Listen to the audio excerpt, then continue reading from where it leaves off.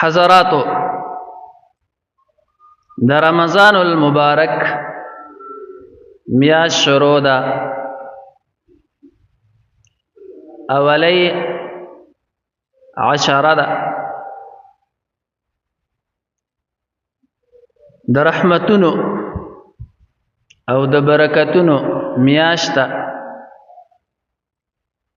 او په دې میاشت کې الله رب ذوالجلال روزې فرض کړي دي.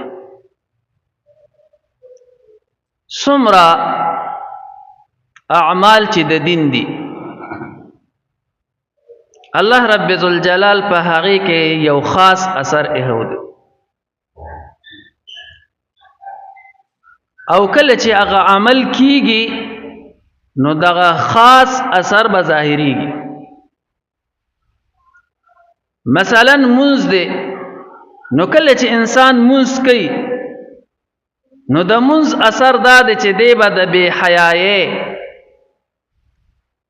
او د فحش کارونو نه منې کېږي،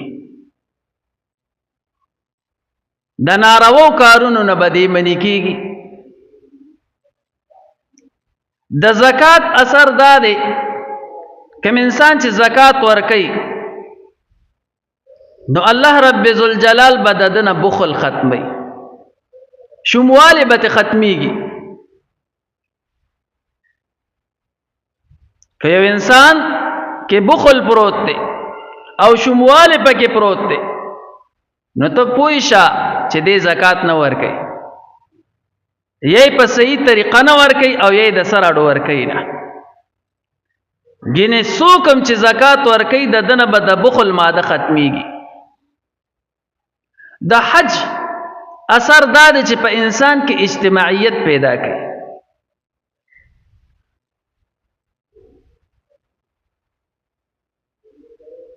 کوم انسان چې حج وکړي په صحیح طریقې سره نو ده کې به اجتماعیت پیدا شي. اجتماعیت څه مطلب؟ د تمامو خلکو سوچ په ده سره پیدا شي، د تمامو مسلمانانو سوچ په ده په زړه کې پیدا شي. نو ته به وایې چې منګه خو چرته داسې حاجي ونه لیدو چې د نورو مسلمانانو سوچ او فکر ورسره وي. اصل خبره دا ده چې حج په صحیح طریقې سره خو وشي. د حج د پاره کم پیسې وغیره تا را جمع کړي وي هغه حلال وي. علا کل حال دغه رنګې د روزې اثر دا دی چې کله انسان روزه ونیسي نو الله رب ذوالجلال په خپل بیان فرمایي چې روزه ونیسه د پاره د دې لعلکم تتقون. دا روزیم در باندې فرض کړي دي د پاره د دې چې تاسو پرهیزګار شئ او تا کې تقوا راشي. نو د روزې خاصیت او د روزې اثر دا دی چې انسان کې به تقوا راځي، انسان کې به پرهیزګاری راځي.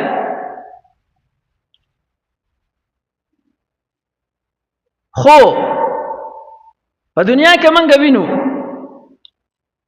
یو انسان دی او هغه دوايي استعمالي،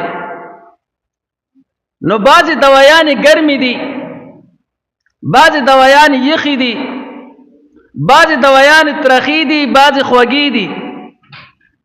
دا هر یو خپل خپل اثر دی. مثلا زکام والی نو تاله ډاکټر دوایي درکړه، وایي دا دوایي وخوره او دې سره به ستا زکام ختم شي. یا در باندې تبه ده او ډاکټر دله دوایي درکړه چې دا دوایي وخوره او دې سره به ستا ده تبه ختم شي. نو د دوایي اثر دا دی چې بیماری ختموي. خو د دوایي دپاره شرط دا چې یو خو به دوایي استعمالوي. دویم شرط ورله دا دی چې د دوایي سره به پرهیز هم کوي. یو انسان د دوایي استعمالوي خو پرهیز نه کوي نو دې ډاکټر نشي ګرم کولی، چې تا مال دوی را کړې و زه ورسره ټیک نشوم ابا ته دا تپوس کوي چې ما خو تاله دوی در کړې و د زکام د پاره خو تا ته مې پریز یاد کړو دا هغې پریز نه تا ځان ساتلی دی هغه پریز دې کړی دی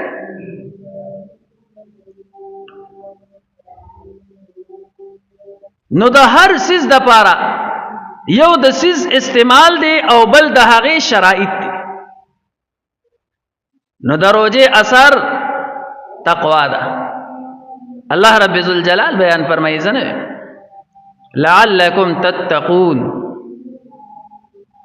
دا روزې په تاسو باندې د دې دپاره فرض کړي دي چې تاسو کې پرهیزګاري او تقوا راشي نو کله چې انسان روزه ونیسي دکې به تقوا راځي دا د روزې استعمال شو د روزې عمل شو خو د روزې سره بیا پرهیز هم دی کله چې هغه پرهیز وشي کم چې د روزې د پاره دی نو واقعي بیا انسان متقی او پرهیزګار ګرځيږي